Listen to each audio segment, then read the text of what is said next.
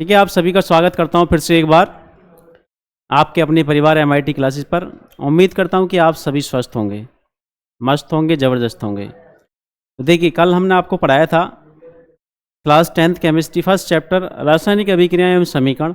आपको मैंने समझाने का प्रयास किया था कि आखिर रासायनिक समीकरणें जो होती हैं वो किस पर आधारित होती हैं, ये कैसे रासायनिक समीकरण, मतलब रासायनिक परिवर्तन किस प्रकार से रासायनिक अभिक्रियाओं में परिवर्तित हुए, या हम ये कहेंगे कि रासायनिक परिवर्तन का ही परिवर्तित रूप एक रासायनिक अभिक्रिया है। ठीक है, अगर रासायनिक परिवर्तन हुआ है तो हम कह सकते हैं कि कुछ ना कुछ रासायनिक अभिक्रिया वहाँ पर हुई है। हमने इसकी डेफिनेशन भी आपको बताई थी कि जब दो या दो से अधिक पदार्थ आपस में अभिक्रिया करके कोई एक नए पदार्थ का निर्माण करते हैं तो हम वहाँ पर कहते हैं कि यहाँ पर रासायनिक अभिक्रिया हुई है, या उस घटना को रासायनिक अभिक्रिया या फिर केमिकल रिएक्शन कहते हैं। हमने और भी बहुत सारी बातें पढ़ी थी, क्या कि भाई जो रासायनिक अभिक्रिया में भाग लेने वाले पदार्थ होते हैं उन्हें हम अभिकारक कहते हैं। जो अभिक्रिया के फलस्वरूप नया पदार्थ बनता है उसे हम उत्पाद या फिर प्रोडक्ट कहते हैं।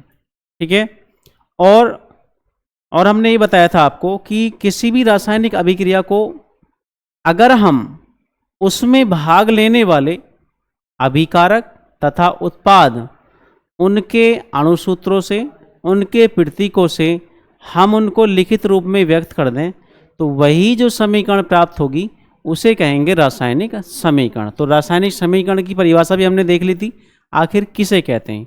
ठीक है, अब रासायनिक समीकरण लिखते कैसे हैं, पहले एक बार हम अपने चैप्टर पर नज़र डालते हैं कि पूरी किताब में क्या क्या है, और उसके बाद हम अगले नए टॉपिक पर बढ़ने वाले हैं। देखो ध्यान से देखिए, ये प्योर एनसीईआरटी बेस्ड आपका ये पूरा का पूरा वो है चैप्टर जो एनसीईआरटी में है।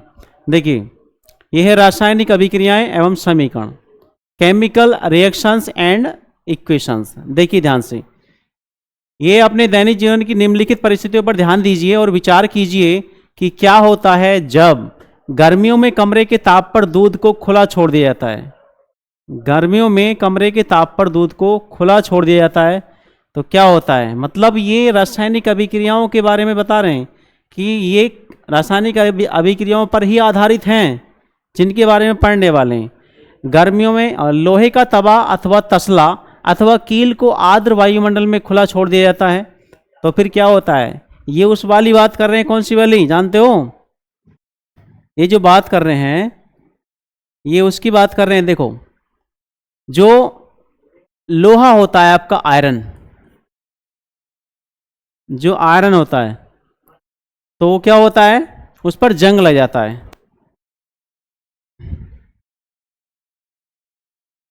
कलम तो इसमें सेलेक्ट ही ना हो रहा, कलर तो ले लेंगे चलो।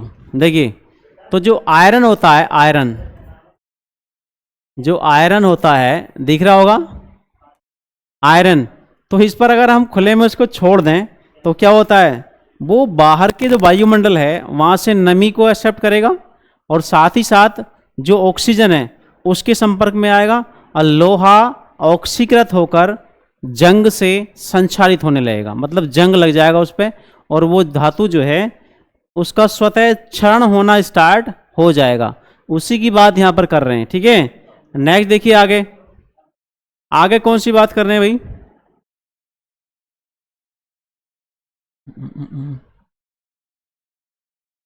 अभी ये कहाँ से होगा,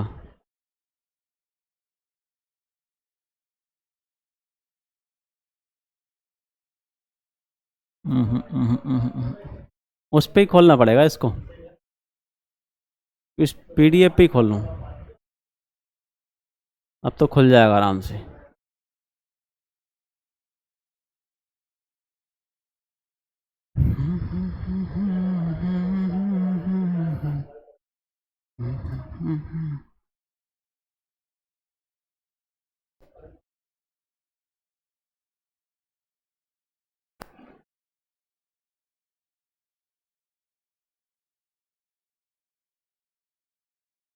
देखिए, एक सेकंड जरा वेट करेंगे, 2 मिनट, यहाँ थोड़ा लिखने में दिक्कत आ रही है। रहे थे ऑन है माइक तो। देखिए बच्चों, देखो ये बता रहे थे कि लोहे का तवा अथवा तसला अथवा कील को आर्द्र वायुमंडल में खुला छोड़ दिया जाता है तो क्या होता है। इन्होंने कहा ना कि विचार कीजिए अब तो क्या होगा। अरे भैया आप देखते हो लोहे का तसला ले लो, ये लोहे का क्या ले लो, तवा ले लो, उसको आप खुले में वायुमंडल में छोड़ दो, रखा हुआ ऐसे खुले में, तो आप देखेंगे कुछ दिन बाद उस पर लाल लाल कलर आ जाएगा कुछ। वो जो लाल लाल कलर का मतलब एक पदार्थ जमता है वो कुछ नहीं, वो क्या है, जंग है वास्तव में। क्या है, जंग, कोरोजन। और उसी के कारण क्या होता है, लोहा या कोई भी धातु उसको क्या है, उसका क्षरण होना स्टार्ट हो जाता है, वो नष्ट होना शुरू कर देती है। ठीक है, उसकी बात कर रहे हैं। और क्या कह रहे हैं कि अंगूर का किण्वन हो जाता है। अंगूर का किण्वन मतलब एक तरह से किसी भी चीज़ को सड़ाना, वो कहलाता है किण्वन, या स्वतः सड़ जाना। ठीक है, नेक्स्ट है भोजन पकाया जाता है। जब भोजन पकाया जाता है तो भोजन ये थोड़ी कि आपने सब्जी काटी और उसमें मिर्च डाल दी और कुछ डाल दिया, उसको ऊष्मा नहीं दी तो भोजन कोई पक जाएगा। भाई भोजन पकाने के लिए उसको ऊष्मा देनी पड़ेगी, और ऊष्मा देंगे तब जाके उनमें क्या होगी, अभिक्रिया होगी, जितने भी हमने मेटल उसके अंदर डाले हैं, और तब हमारा भोजन बनने वाला है। ठीक है, हाँ। उसके बाद देखिए ये हो गया आपका, ये भोजन पक गया। हमारा शरीर भोजन को पचा लेता है। मतलब ये सारा सब कुछ ये बता रहे हैं कि आगे तुम इन सब की बातें पढ़ने वाले हो, ये सब आपके सामने आएंगी। कौन सी अभिक्रिया में क्या होगा, भोजन पकाया जाता है।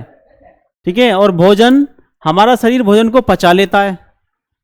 जब हम भोजन करते हैं तो भोजन करते समय आपने देखा होगा, भोजन किया, आपने कुछ देर रेस्ट किया, आपका शरीर जो है आराम चाहता है। क्यों, आपके भोजन के पाचन के लिए पर्याप्त मात्रा में ऑक्सीजन की आवश्यकता होती है।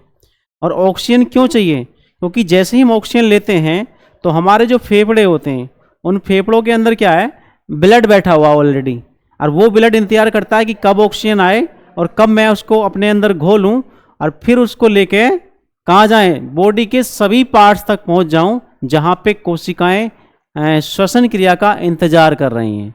ठीक है, हाँ। तो क्या हमारा शरीर भोजन पचा लेता है, जो ग्लूकोज के रूप में मतलब भोजन हम लेते हैं, फिर एक ग्लूकोज के अणु का पाचन होता है मतलब उसी तरीके से, और तब हमें एनर्जी मिलती है। हम सांस लेते हैं, सांस श्वसन क्रिया, जो हमारा पूरा का पूरा रेस्पिरेटरी सिस्टम होता है, श्वसन तंत्र, उस पर आधारित है। इन सभी परिस्थितियों में प्रारंभिक वस्तु की प्रकृति तथा पहचान कुछ ना कुछ बदल जाती है। ठीक है, इस सबको पढ़ लेंगे। अब देखिए ध्यान से जरा, नेक्स्ट है, इसमें एक क्रियाकलाप दिया हुआ है, ये बड़ा इंटरेस्टिंग है। कैसे, आपने कभी देखा है, आप एक कॉपर का तार लेना, कॉपर का तार लेने के बाद आप उसको गैस पे या किसी मतलब जो ऊष्मा का मतलब स्रोत हो कोई ना कोई, या आग के ऊपर या गैस जला के उसको गर्म करना, बिल्कुल तार निकलना चाहिए कॉपर वाला। जब आप उसको गर्म करेंगे तो आप देखेंगे कि वो तार जलते जलते काला पड़ जाएगा। क्या पड़ जाएगा, काला।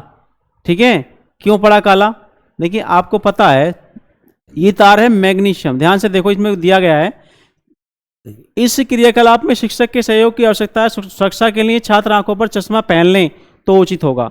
लगभग 3 से 4 सेंटीमीटर लंबा, 3 से 4 सेंटीमीटर लंबा क्या लें आप, एक क्या लें, मैग्नीशियम रिबन। मैग्नीशियम रिबन मतलब मैग्नीशियम धातु का एक मतलब टुकड़ा ले सकते हो आप, रगड़कर साफ कर लीजिए। किससे, रेगमाल से। अब रेगमाल से साफ क्यों किया जाता है, ध्यान से देखना। जब भी हम कोई चीज जलाते हैं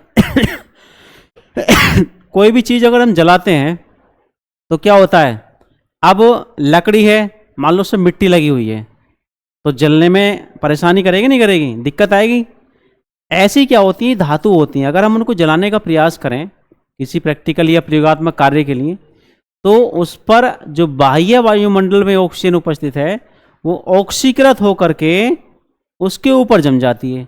तो इसलिए मैग्नीशियम रिबन को जलाने से पहले उससे रेगमाल से अच्छी तरह साफ कर लिया जाता है। ठीक है, ये है। इस चिमटे से पकड़कर स्प्रिट लैंप या बर्नर से इसका दहन कीजिए तथा इससे बनी राख को वॉच ग्लास में इकट्ठा कर लीजिए। एक गिलास जिसको हम परख नली कहते हैं, उसमें इकट्ठा कर लो। वो कैसे रंग का होगा, देखो ये बताएंगे सब, काले रंग का। राख को वॉच गिलास में इकट्ठा कर लीजिए, चित्र में दिखाया गया। मैग्नीशियम रिबन का दहन करते समय इसे अपनी आंखों से यथासंभव दूर रखिए। ये देखो, ये वॉच गिलास है, ठीक है, एक कटोरी नुमा कांच का बर्तन। ये जो है मैग्नीशियम रिबन है ये वाला, और ये चिमटे से इसको पकड़ रखा है, ठीक है। और ये क्या है, ये गैस है ही जिससे गैस जल रही है, बर्नर। तो देखिए ये बताया गया है कि मैग्नीशियम रिबन का वायु में दहन कर मैग्नीशियम ऑक्साइड को वॉच ग्लास में इकट्ठा करना। ध्यान से देखना, ये है मैग्नीशियम। इधर देखो इन्होंने बताना क्या चाहा है, इन्होंने क्या बताना चाहा है, यहां देखो इन्होंने लिया मैग्नीशियम, क्या लिया, मैग्नीशियम, और इस मैग्नीशियम को ऑक्सीजन की उपस्थिति में जलाया, मैग्नीशियम को ऑक्सीजन की उपस्थिति में जलाया। भाई कोई भी पदार्थ है या दहन की क्रिया कोई सी भी है, कोई भी चीज़ आप जला रहे हो, जब तक ऑक्सीजन नहीं उपस्थित होगी तब तक वो जलेगी नहीं, क्योंकि दहन के लिए क्या चाहिए, ऑक्सीजन अति आवश्यक है, ऑक्सीजन अति आवश्यक है। बिना ऑक्सीजन के आगे नहीं जलेगी। क्यों, अगर देखो आप किसी बंद एक मान लो एक चिराग या मोमबत्ती को जलाओ, दीपक को, और जलाने के बाद उसको ढक दो किसी पात्र से, तो कुछ देर बाद बुझ जाएगा अपने आप। जब बुझ जाएगा क्यों, क्योंकि उसको ऑक्सीजन नहीं मिल रही बाहर से।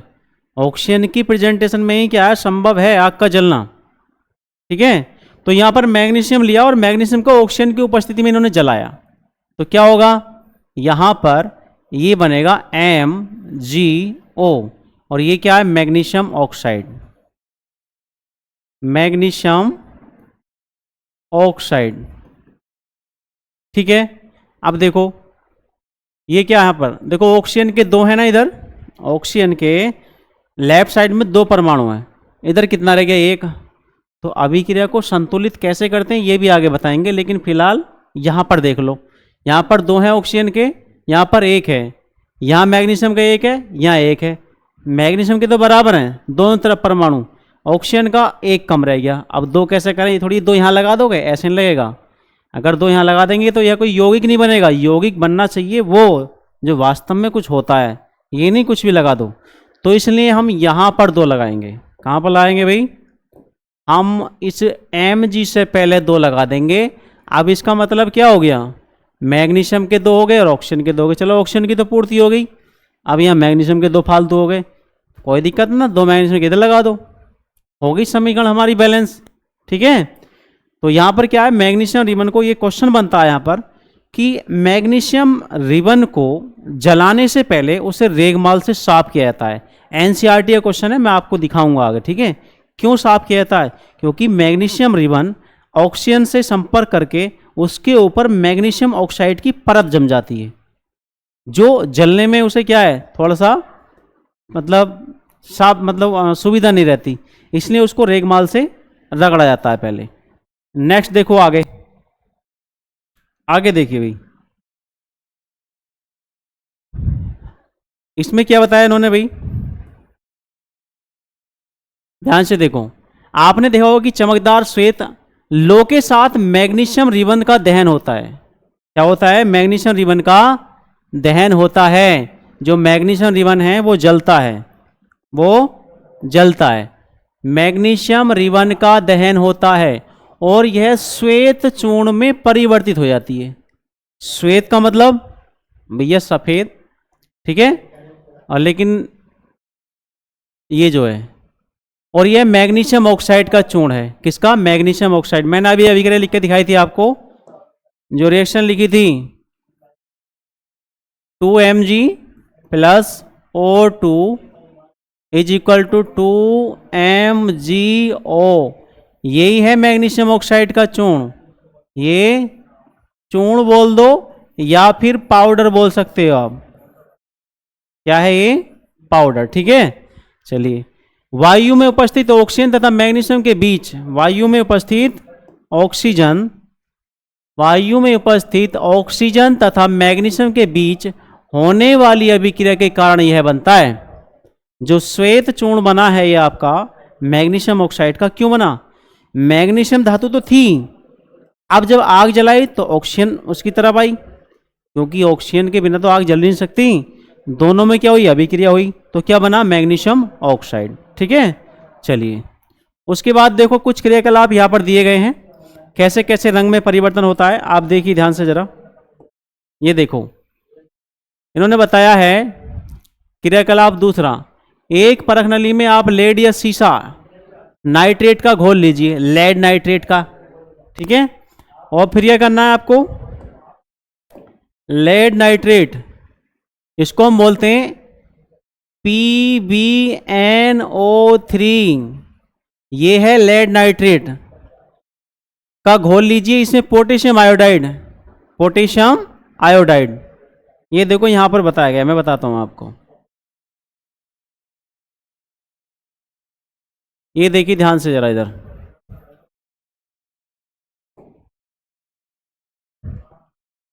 ये मान लो एक आपके पास फ्लास्क है, ये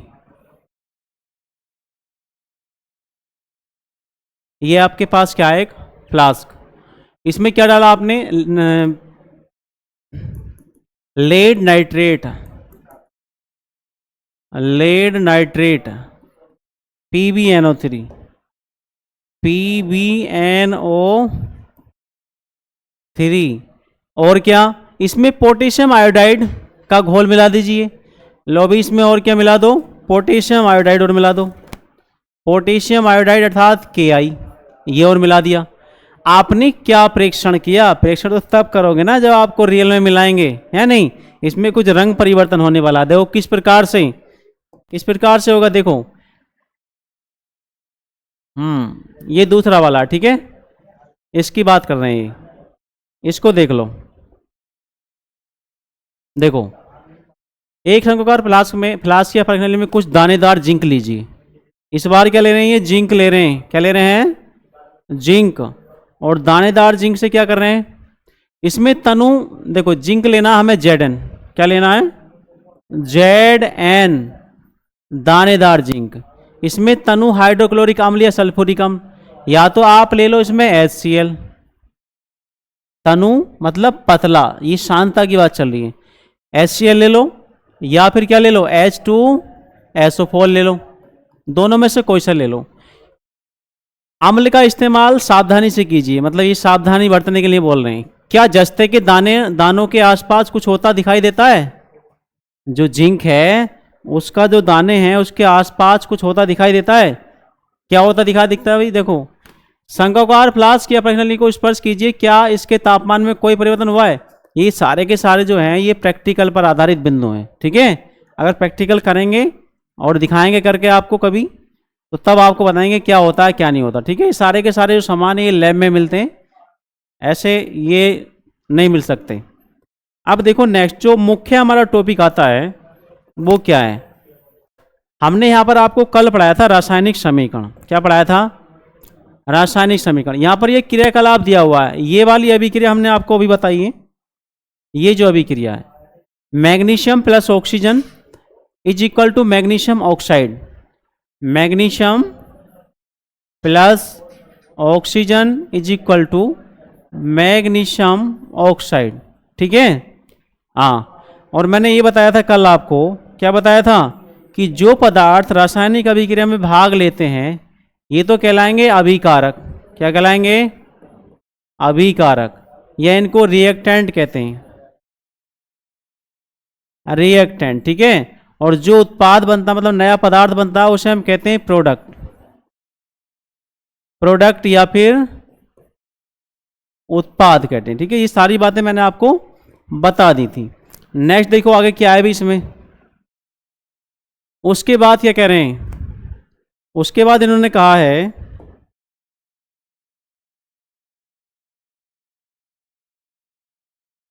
शब्द समीकरण में अभिकारकों के उत्पाद में परिवर्तन को उनके मध्य एक तीर का निशान लगाकर दर्शाया जाता है। मतलब जो अभिकारक हैं और जो उत्पाद हैं उनके बीच में जो गैप आपने किया है, मतलब जो समीकरण हुई है उस गैप को हम तीर के निशान से दिखाएंगे, तीर के निशान से। ये सब बातें आप जानते हो। अभिकारकों के बीच प्लस का चिन्ह लगाकर, अभिकारकों के बीच प्लस का चिन्ह लगाकर उन्हें बाईं ओर मतलब लेफ्ट साइड में लिखेंगे। इसी प्रकार उत्पादों के बीच प्लस का चिन्ह लगाकर दाईं तरफ लिखेंगे और तीर का सिरा उत्पाद की ओर होता है। यह अभिक्रिया होने की दिशा को दर्शाता है, अभिक्रिया होने की दिशा को। अब देखो रासायनिक समीकरण लिखते कैसे हैं। रासायनिक समीकरण लिखते कहते हैं। इसको समझाने का तरीका क्या है? कुछ नहीं, अपने कुछ ऐसी नॉर्मल सी बात है। कैसे? कोई ये थोड़ी की परिभाषा आएगी इसकी। रासायनिक समीकरण को कैसे लिखेंगे? मान लो हमारे पास क्या है, जिंक है। क्या है भाई? जिंक। और इस जिंक को हमने, जिंक को कॉपर सल्फेट, कॉपर सल्फेट के विलयन में मिलाया। जिंक को कॉपर सल्फेट के विलयन में मिला दिया और उसके बाद मान लो इसमें क्या बनता है, मिलाया। तत्पश्चात या फलस्वरूप देखो, जिसके फलस्वरूप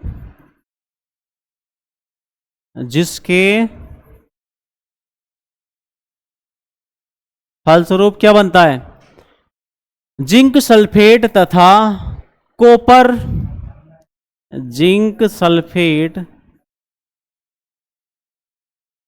सल्फेट व कॉपर बनता है। इस वाली अभिक्रिया, अभिक्रिया तो हो रही है एक कि भाई जिंक को हमने कॉपर सल्फेट के विलयन में मिला दिया और मिलाने के बाद कॉपर सल्फेट बना, जिंक सल्फेट बना और क्या बना, कॉपर बना, मतलब अलग हो गया। तो इस बात को समीकरण की फॉर्म में लिखना है बस। तो कैसे लिखेंगे?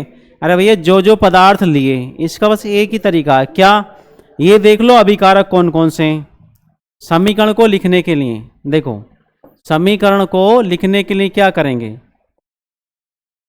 समीकरण, रासायनिक समीकरण लिखेंगे कैसे? रासायनिक समीकरण को लिखना कैसे लिखेंगे भाई? जो अभिक्रिया हो रही है उसमें अभिकारक छांट लो। क्या क्या है?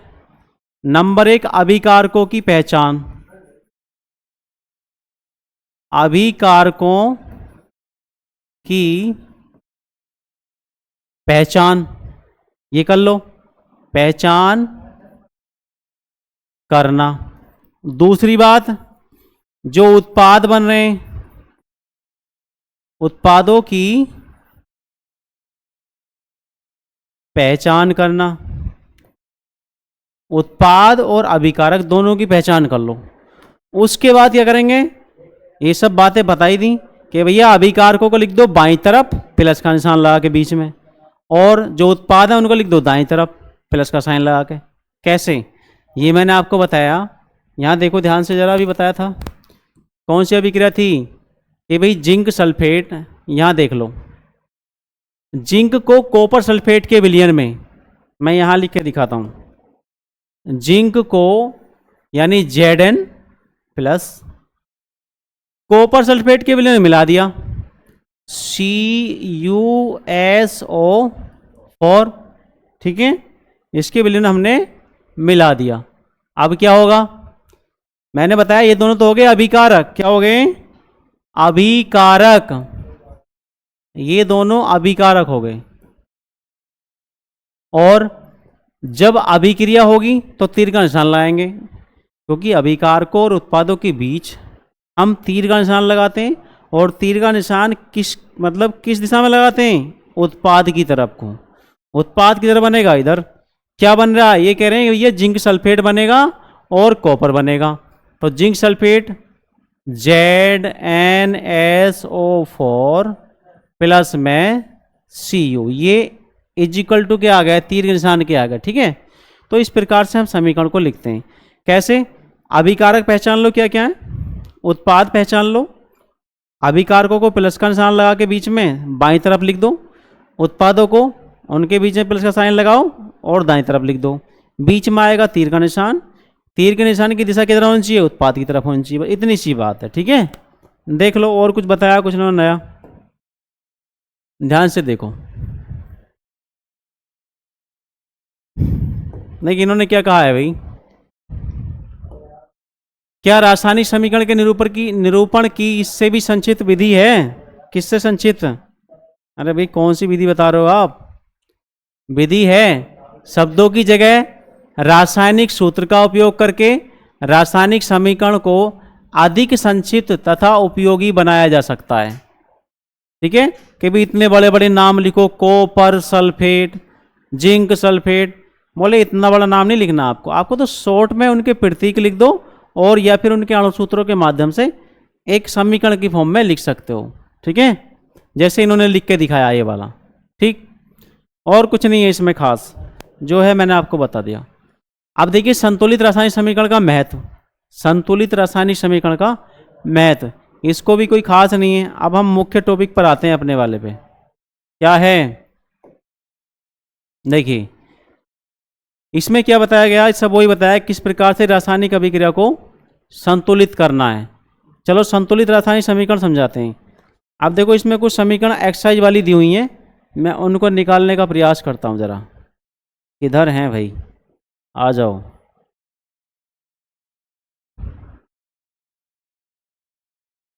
इसमें होंगी, देखो ध्यान से देखना। रासायनिक समीकरण को संतुलित करना, रासायनिक समीकरण को संतुलित, क्या क्लियर दिखाई दे रही है अभी, या लिखनी पड़ेंगी अलग? मैं अलग लिख लेता हूँ इनको, है लेकिन है ये एक्सरसाइज की सब है, मैं यहीं करा दूंगा इनको। देखो पहली समीकरण है HNO3,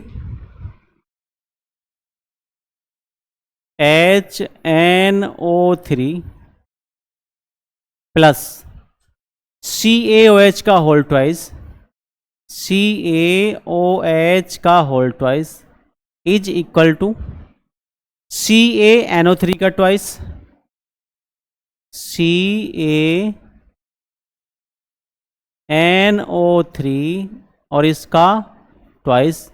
कुछ और भी है, लो भी और भी देख लो। ओहो ये पूरा ही वो होगा। अब थोड़ा इधर लिखना पड़ेगा, अभी ये तो बात न बन रही।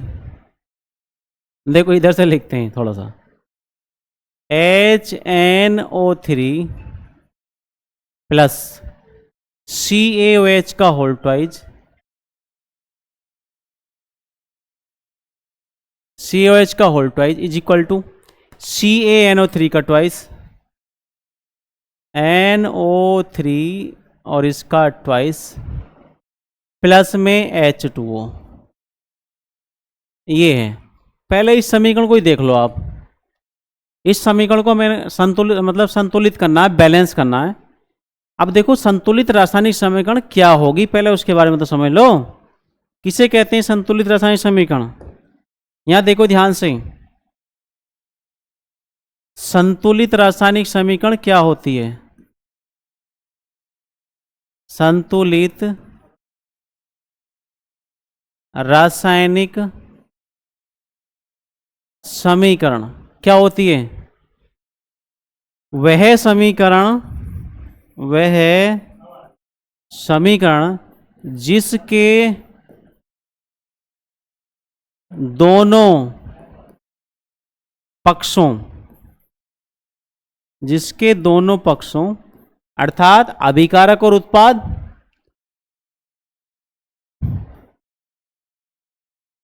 अभिकारक व उत्पाद, दोनों पक्षों या अभिकारक उत्पाद में, हो क्या रहा है, में सभी तत्वों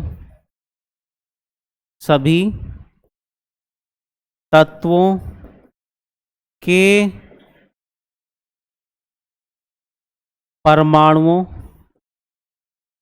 परमाणुओं की संख्या क्या होती है? समान होती है। बस इतनी सी बात है।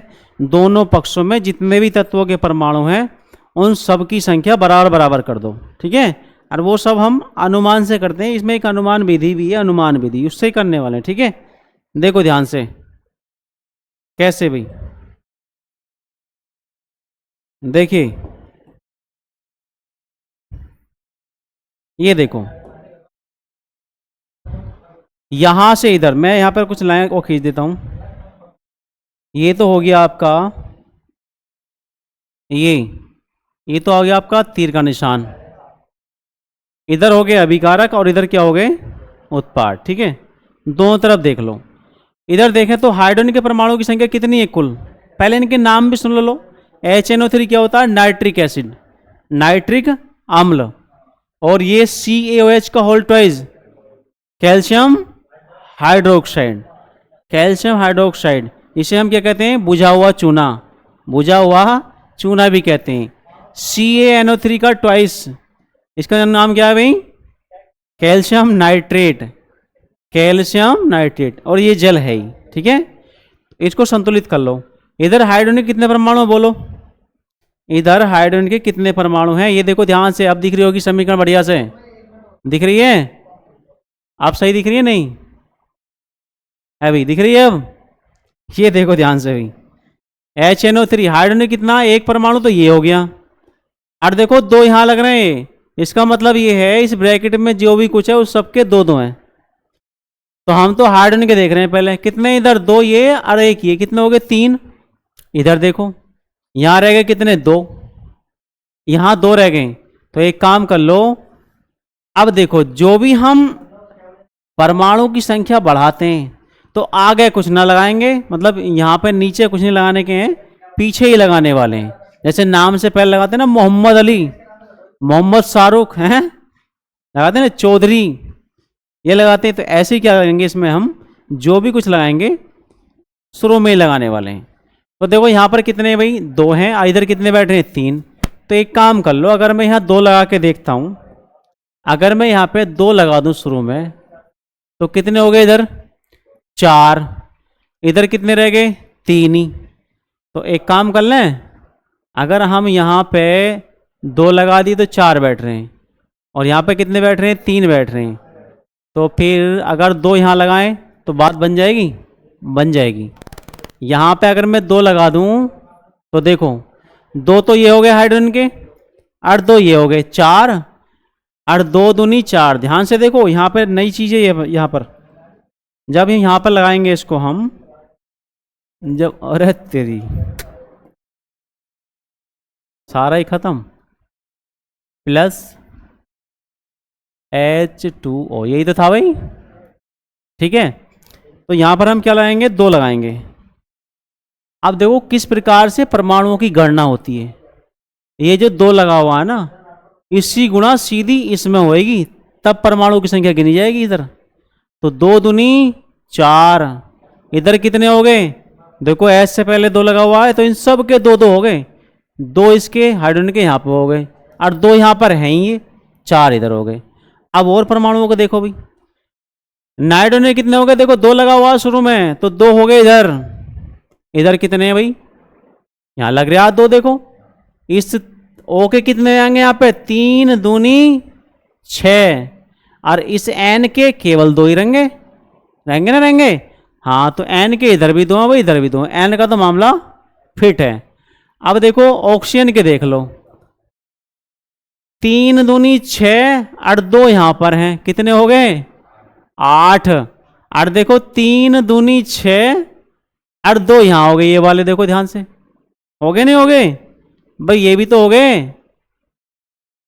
दो ये और तीन दूनी छः, ये आठ इधर हो गए बराबर। कैल्शियम के भी देख लो, कभी को कैल्शियम के ने बताया भाई, कैल्शियम के भी देखो, इसे देख खत्म कर दो, कैल्शियम को भी देखो, देखो कैल्शियम का इधर कितना है, एक, कुछ नहीं लगा हुआ ना पीछे और ना नीचे है, इधर भी ऐसे ही है। तो ये तो अपने आप में वैसे ही बराबर है। इस प्रकार से हमारी ये समीकरण संतुलित हो चुकी है। अब देखो दूसरी समीकरण देख लो, नेक्स्ट देखो,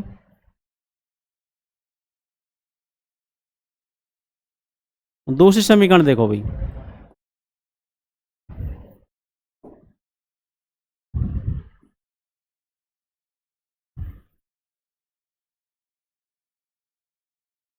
देखिए NaOH, NaOH plus H2SO4 H2SO4 is equal to क्या क्या दे रखा है, Na2SO4, Na2SO4 प्लस क्या है, ये तो कलर चेंज करना पड़ेगा अभी, H2, और भाई O भी लगाना पड़ेगा, और O दिखाई ना देने का ऐसे, अब लगाना पड़ेगा, ठीक है। हाँ थोड़ा जूम कर दूँ लो इसको तो और बढ़िया दिखाई देगा, देखो ध्यान से जरा, दिख रही है बढ़िया, देखो NaOH plus H2SO4 is equal to Na2SO4 plus H2O, इसको बोलते हैं सोडियम हाइड्रोक्साइड। क्या है अपने आप में ये, इसका नाम लो लिख ही दूँ, कुछ तुम्हारे याद भी हो जाएंगे जल्दी जल्दी। ये है सोडियम हाइड्रोक्साइड, सोडियम हाइड्रोक्साइड, ठीक है। और ये आपका क्या है, सल्फ्यूरिक एसिड, क्या है भाई, सल्फ्यूरिक एसिड या फिर अम्ल, ठीक है। ये क्या है, सोडियम सल्फेट, क्या है, सोडियम सल्फेट, और ये जल है ही, ठीक है। अब देखो, देख लो दोनों तरफ सबके परमाणु देख लो, जितने भी तत्व हैं, चाहे सोडियम है, ऑक्सीजन है, हाइड्रोजन है, नाइट्रोजन है, कैल्शियम है, मैग्नीशियम है, कुछ भी देख लो। सोडियम के इधर कितने, एक, अरे भाई इधर आ गए दो, देखो ये लग रहा दो, दिख रहा दिख रहा, हाँ तो इधर तो है दो, इधर है एक, तो दो कैसे लगे, लगा दो शुरू में, भाई नीचे लगा सकते ना फिर लास्ट में लगा सकते, शुरू में लगाएंगे तो लगा दो, चलो भाई लगाओ, तो मैंने लगा दिया यहाँ पे दो, दिख रहा है, ठीक है। सोडियम का हो गया काम खत्म। ऑक्सीजन के देखो, जब दो शुरू में लगा दिया तो अब इस मतलब सोडियम के तो दो हैं ही, O के भी दो मिल रहे हैं और H के भी दो बन रहे हैं, तो ऑक्सीजन के दो तो यहाँ हो गए, और देखो चार यहाँ हो गए, कितने हो गए, 6 हो गए। इधर देखो ऑक्सीजन के 4 और एक यू 5, कितने हो रहे हैं, 5 ही हो रहे हैं। अब क्या करें, कोई बात ना, करेंगे इसका भी सिस्टम, ओफ ओफ, छोटा करूं उसको पहले, देखो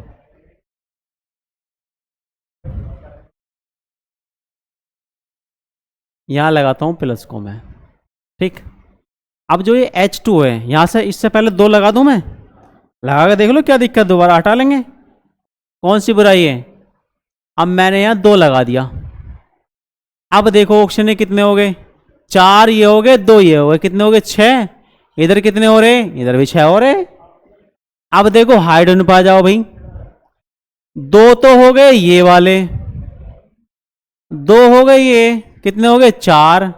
अब यहां भी देख लो, 2 दूनी नीचे वाले की ऊपर वाले से गुणा होती है, तो इधर भी हो गए 4। चलिए अब ये देखो, सोडियम का काम खत्म, ऑक्सीजन खत्म, हाइड्रोजन खत्म, अब बचा है एस, सल्फर बचा है। इधर कितना, एक, इधर भी एक ही है, हो गई संतुलित, क्या दिक्कत है, ठीक है। नहीं जरा टाइम बताइए भाई,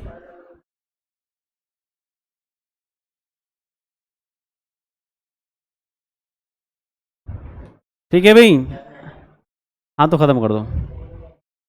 देखिए हमने 2 समीकरण आपको समझा के बताइए कैसे संतुलित करते हैं, कल हम फिर से समीकरण संतुलित करनी बताएंगे, और तब जाके हम रासायनिक अभिक्रियाओं के प्रकार पढ़ने वाले हैं, ठीक है। मिलते हैं आपको कल फिर से, जितनी बातें हमने सिखाई हैं उनको घर से रिवाइज करके आना, और तब अगली क्लास लेना, ठीक है।